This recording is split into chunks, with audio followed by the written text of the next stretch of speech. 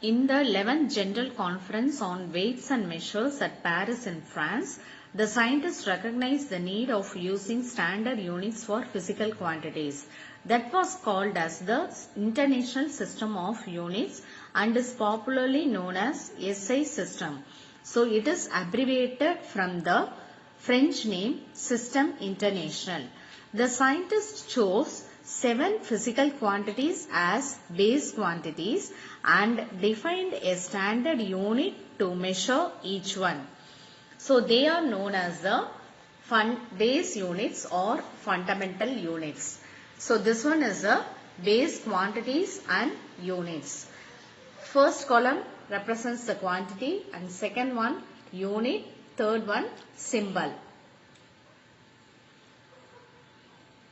Length, its unit is meter and its symbol is m. Second one is mass, its unit is kilogram and the symbol is kg. Third one is time, its unit is second, symbol is s. Fourth one is temperature, its unit is Kelvin, symbol is K. Fifth one is electric current, its unit is ampere, its symbol is A. Sixth one is amount of substance, its unit is mole, symbol is MOL. Seventh one is luminous intensity, its unit is candela, symbol is CD. So regarding these base quantities and units, the first 3 you had studied in your lower class itself. Now in this lesson we are going to see about the remaining units: temperature, electric current, amount of substance and luminous intensity. First one is temperature. When you see the pictures, which are all the cold one, which are all the hot one? This ice cream and ice cubes are cold and the iron box and this fire, it represents the hot. So when you see the some objects, they are cold and some are hot. You know that some objects are hotter than others while some of them are colder than others. How will you identify which one is hotter and which one is colder? You need a reliable quantity to decide the degree of hotness or coldness of an object. That quantity is temperature. Temperature is a physical quantity that expresses the degree of hotness or coldness of a substance. Heat given to a substance will increase its temperature. Heat removed from a substance will lower its temperature. So what is the definition of temperature? Temperature is a measure of the average kinetic energy of the particles in a system. Temperature is a measure of the average kinetic energy of the particles in a system. The SI unit of temperature is Kelvin. So how will you measure this temperature? Thermometers are used to measure the temperature directly. Usually thermometers are calibrated with some standard scales. What are they? Celsius, Fahrenheit, Kelvin are the most commonly used scales to measure the temperature. In these thermometers, melting point of pure ice, that is 0 degrees Celsius, is taken as lower fixed point LFP, and boiling point of water, it is nothing but 100 degrees Celsius, is taken as upper fixed point UFP. So when you consider this tabulation, it gives the 3 scales. First one is Celsius, second one is Fahrenheit, third one is Kelvin. So lower fixed point Celsius 0 degrees Celsius, upper fixed point 100 degrees Celsius, and the number of divisions in thermometer 100. In Fahrenheit, lower fixed point 32 degree Fahrenheit, upper fixed point 212 degree Fahrenheit, number of divisions will be 180. Kelvin, lower fixed point is 273 Kelvin, upper fixed point 373 Kelvin, and the number of divisions here is 100. Now we will move on to the formula for the conversion of scales of temperatures. The general formula for the conversion of scales of temperature is C minus 0 divided by 100. C represents Celsius, that equal to F minus 32 by 180. F represents Fahrenheit, that equal to K minus 273 divided by 100. K represents Kelvin. So these are the various thermometers. You had studied this concept in your 7th class itself. So what are the application of various thermometric scales? Physicians use clinical thermometers. It is graduated in Fahrenheit scale. Scientists are using thermometers with Kelvin scale. Common temperature measurements are made in Celsius scale. For example, weather reports generally you are watching in your TV or given in Celsius scale. Very important one word. Normal temperature of the human body is between 98.4 degree Fahrenheit and 98.6 degree Fahrenheit. Now we will move to the next concept, electric current. How to measure the electric current and what is its unit. Flow of electric charges in a particular direction is known as electric current. Flow of electric charges in a particular direction is known as electric current. The magnitude of an electric current is the amount of electric charges flowing through a conductor in 1 second. Total capitalized value of the business equal to average profit divided by normal rate of returns into 100. So it can be given as I equal to Q by T. SI unit of electric current is ampere and it is denoted as A. Unit of charge is coulomb. So what is meant by 1 ampere? 1 ampere is defined as 1 coulomb of the charge moving in a conductor in 1 second. So how to measure this? Ammeter is a device used to measure the electric current. Ammeter is a device used to measure the electric current. Thank you, students. Good morning, students. In the last session of the physics lesson measurements, we saw about the base quantities and some of the units and its definitions. Now we will move on to the next concept. Before moving to the next concept, more to know one information is there. Sir. At very low temperature around 30 Kelvin, that is minus 243.2 degrees Celsius, some conductors conduct electric current without any loss. These conductors are known as superconductors. The superconductors are used to levitate trains from the track. Superconductors can be used as memories or storage element in the computers. Next we will move on to the amount of substance. Can you count the number of copper coins in the picture? Can you count the number of copper atoms in a coin? We can't, because it is very difficult to count the number of atoms because the atoms are not visible. There is an indirect method to count the number of atoms or molecules in a substance in multiples of mole. So what is a mole?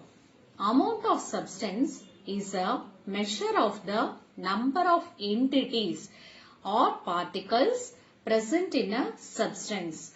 The entity or the particles may be an atom, molecule, ion, electron or proton. So the amount of substance is a measure of the number of entities or particles present in a substance. Generally, the amount of substance is directly proportional to the number of atoms or molecules. The SI unit of amount of substance is mole and it is denoted as MOL.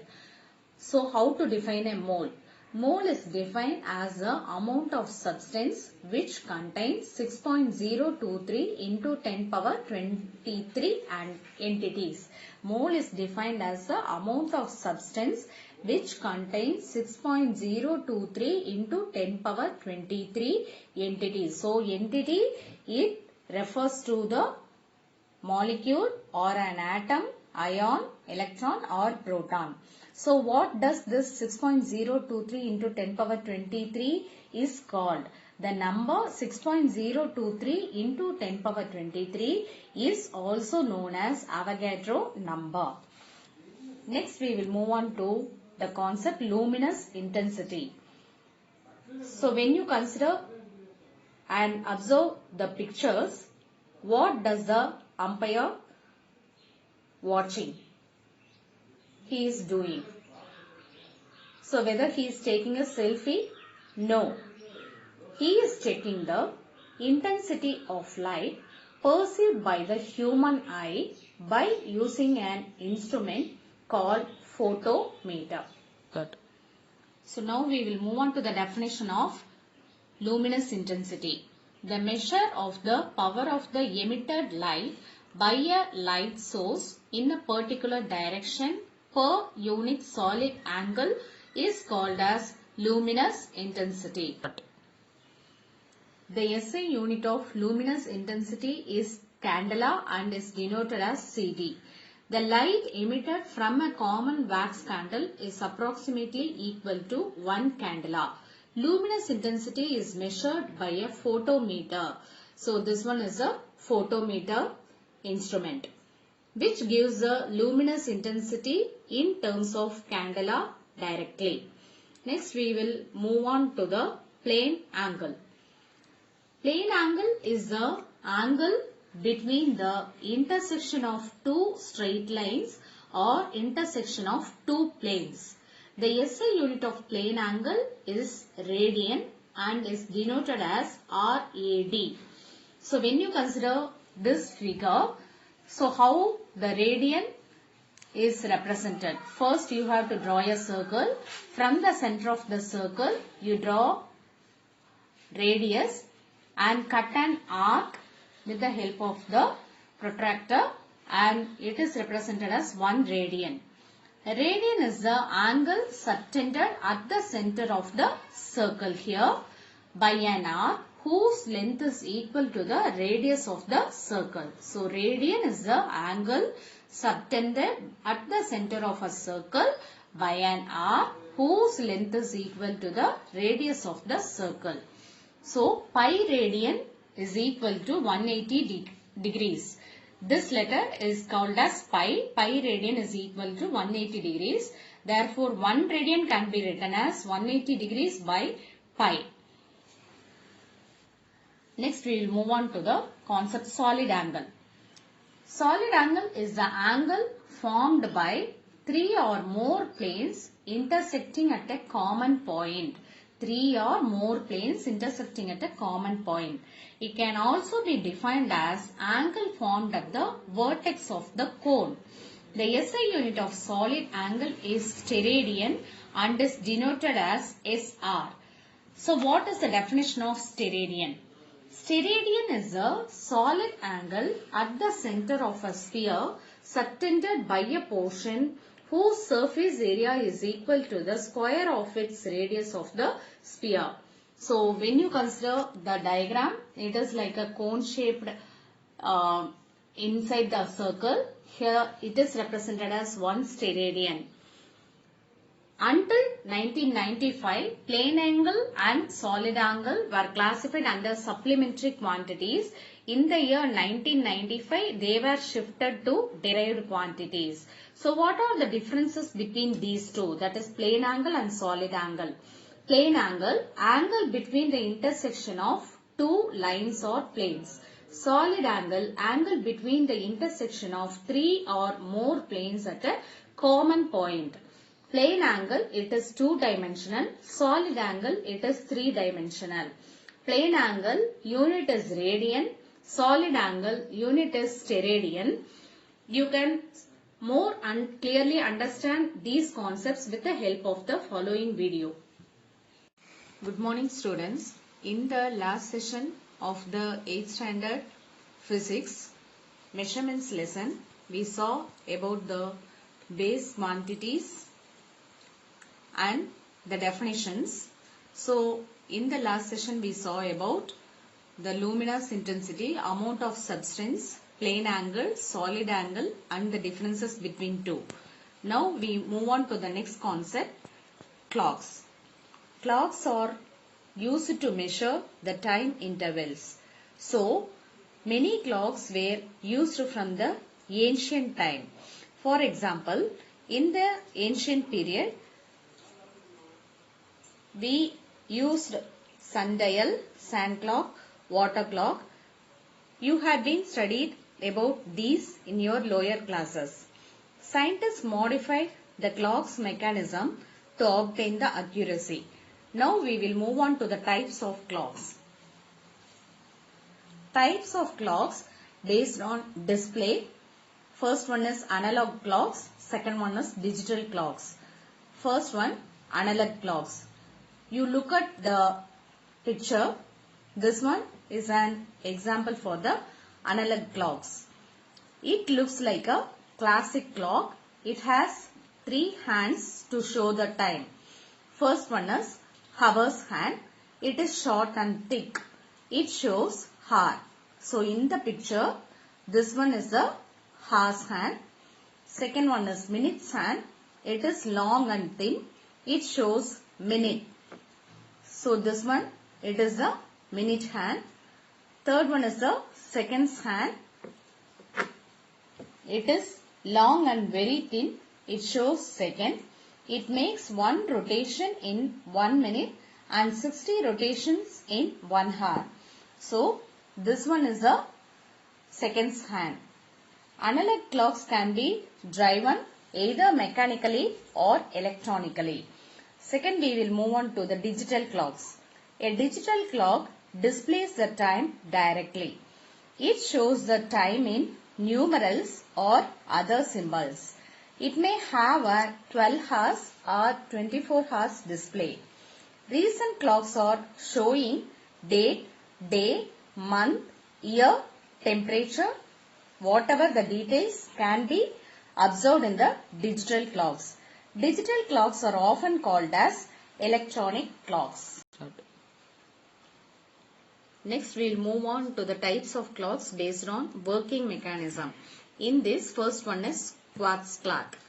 These clocks are activated by electronic oscillations which are controlled by a quartz crystal. So, what is meant by electronic oscillations?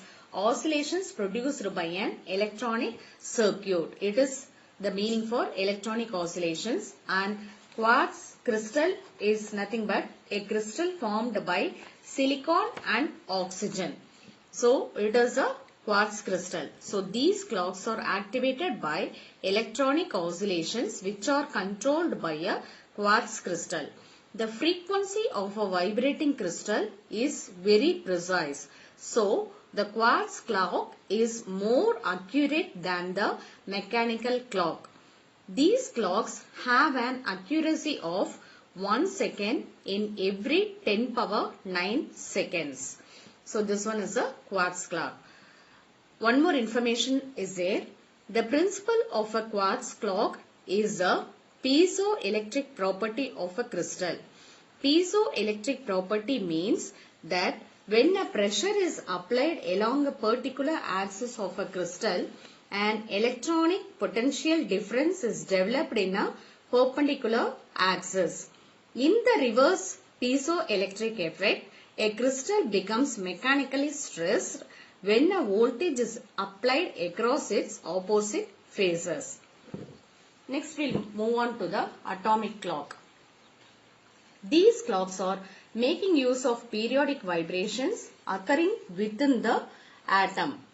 These clocks have an accuracy of 1 second in every 10 power 13 seconds. So, when you consider quartz clock, it is 10 power 9 seconds. Here, it is 10 power 13 seconds in the case of atomic clock. Atomic clocks are used in Global Positioning System GPS, Global Navigation Satellite System, GLONASS, and International Time Distribution Services. One information is given. Greenwich Mean Time, that is nothing but GMT, is the mean solar time at the Royal Observatory located at Greenwich in London. It is measured at the longitude of 0 degree. The earth is divided into 24 zones, each of a width of 15-degree longitude. These regions are called as time zones. Time difference between the two adjacent time zones is 1 hour. Next we will move on to the Indian Standard Time. Now we are following in India. It is nothing but IST. The location of Mirzapur in Uttar Pradesh is taken as a reference longitude of the Indian Standard Time. It is located at 82.5 degree longitude. So IST can be given as GMT, Greenwich Mean Time, plus 5.30 hours. Next we will move on to the concept accuracy in measurements. How the accuracy is needed in our daily life and in science.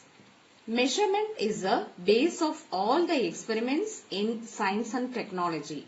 The value of every measurement contains some uncertainty. These uncertainties are called as errors. So what is the error? The difference, what is an error? The difference between the real value and the observed value is called an error. The difference between the real value and the observed value is called an error. When you consider this error, you can observe in some of the instruments such as vernier caliper and screw gauge. This you can study in your higher classes.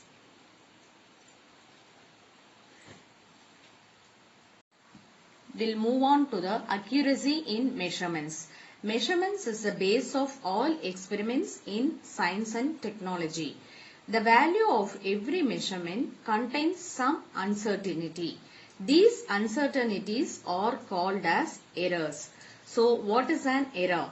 The difference between the real value and the observed value is called an error. The difference between the real value and the observed value is called an error.